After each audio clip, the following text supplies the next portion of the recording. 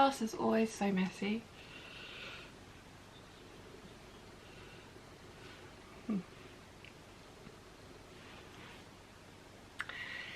Hey peeps, welcome to today. No.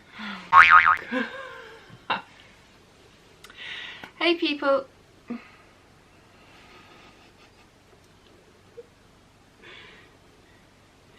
Hey peeps, welcome to another video. Today I'm going to be doing the 5 questions 1 take challenge set by Lisa from And So On.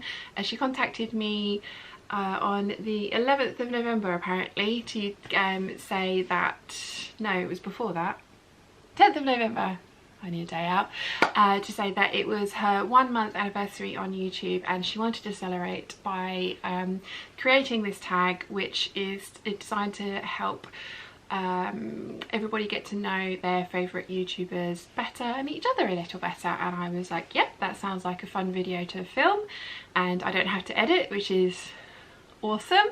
And now I'm sitting down to do this, having watched so many people do it, it's kind of like, oh crap, I remember how much I like editing and why yeah.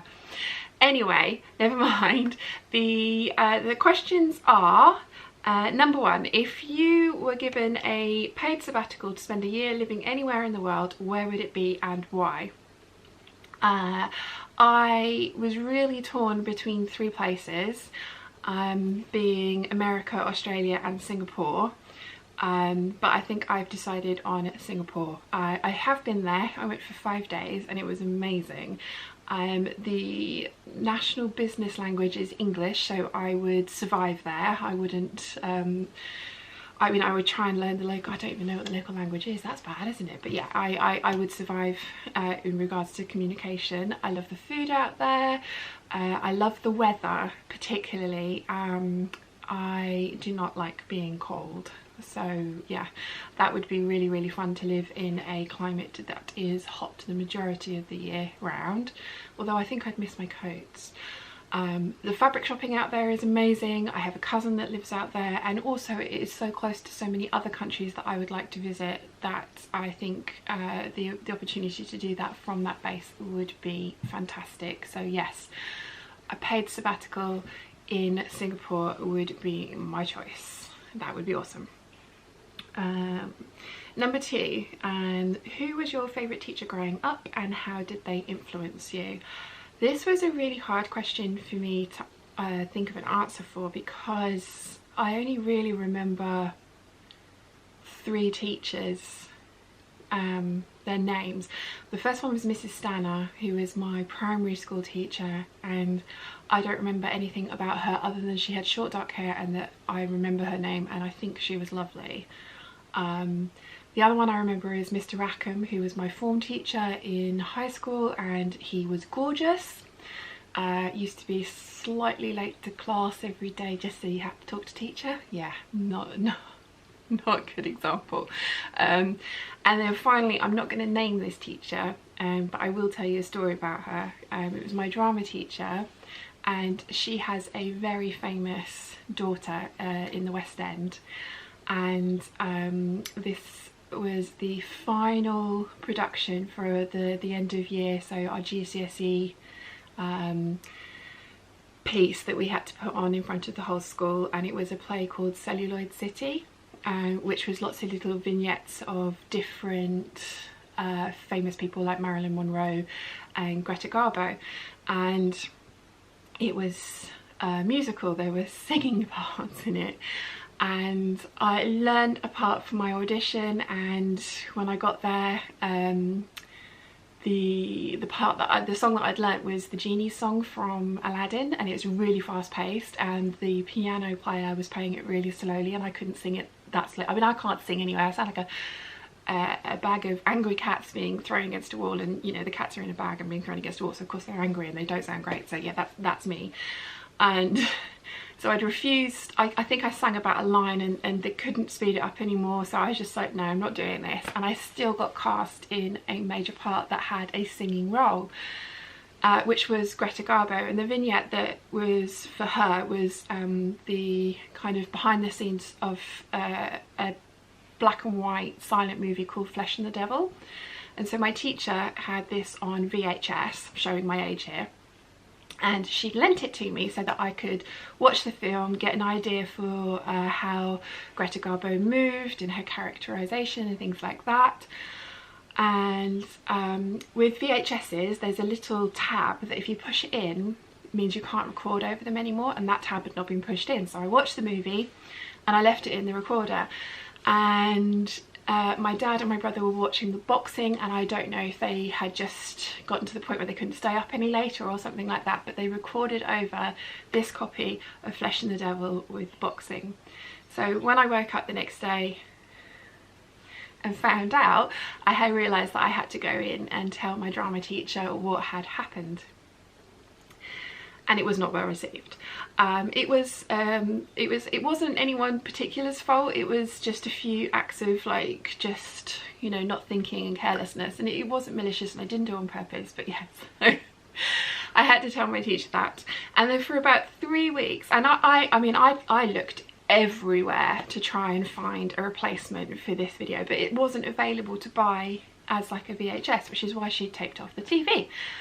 So for about the next 3 weeks, if my teacher wanted to talk to me, she would relay the message through another student. So she would be like, oh, Daniel, could you please tell Sian that she needs to move upstage further for this part of the scene. She wouldn't actually communicate with me at all in person.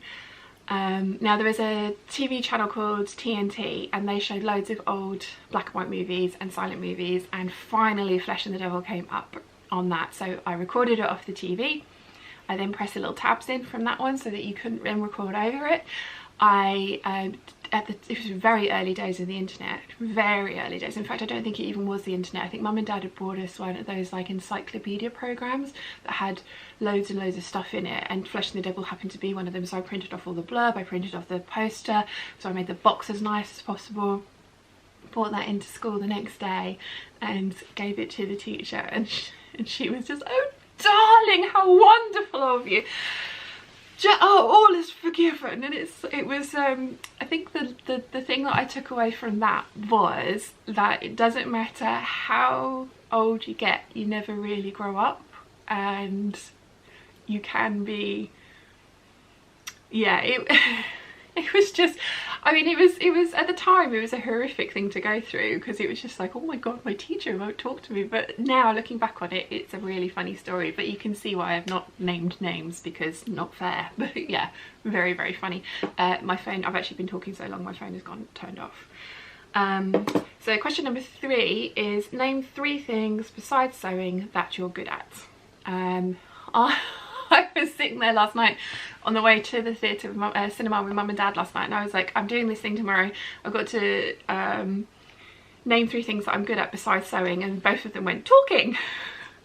So yes, I'm really good at talking, and I think that's why I enjoy vlogging so much, because I get to talk to you guys. So yes, talking, good at that. Although I am terrible at it in a public place. I can't. Anything in front of the public I can't do, and I think a lot of that stems back to trauma classes and just being traumatized by that in the past. Speaking in public is one of my greatest fears, and yeah, no, but talking, I'm very good at talking. The second thing that I think I'm good at is I'm a very creative person, so really anything creative design. I designed my mum and dad's bedroom, which was a really difficult loft room, and got like as much storage and chest of drawers and clever design ideas in there as possible. I also enjoy making books. I don't get to do that hardly at all anymore, but I love doing that. So anything design wise, I think I'm good at. And the final thing is chocolate cake. I'm going to leave that one there. Number 4, do you cook? What meal recipe are you most known for? And if you don't cook, what meal or recipe do you like to have made for you? I'm a really good cook. I think the thing that I am most known for is my roast chicken dinner. And since being a vegetarian, I've only made it once, and it still apparently tasted really, really good, even though I couldn't taste anything to make sure that it was okay. So I'd say my roast potatoes, because I make awesome roast potatoes. I also make a really good mac and cheese. I need to learn to make more veggie dishes though, now that I have stopped eating meat, because everything that I ever did make was meat based. Yeah, really good spaghetti bolognese. Having stuff cooked for me, I don't know, because again, I used to love a really good steak. I would love going to a steakhouse and having gaucho grill sort of ribeye, just amazing. But I haven't found a veggie equivalent, so yeah, I'm not sure about that one. Oh, I've got a frog on my throat. And finally, one sewing question: what is your favourite pattern ever and why? That is a really difficult question to answer, because if you've seen my pattern stash, I have a lot of patterns. If you'd asked me this last year, I would have said the By Hand London and a dress, because I think I have about 25 of those bodices with different variations on the bottoms, and I do really love that pattern. I haven't made one this year.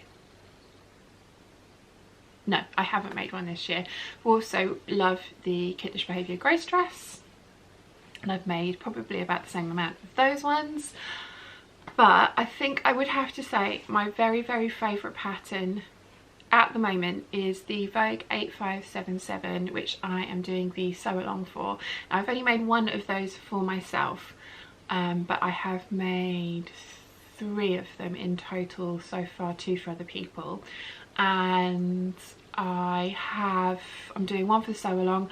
I have another 2 after that planned, and I have in my brain, I'm already working out ways that I can tweak it so that I can use the skirt from that pattern to do other things, because I love the pockets, I love the fullness of the skirt, and I also really like the fact that it's a shirt dress and they don't have to be super fitted to look good. And yeah, that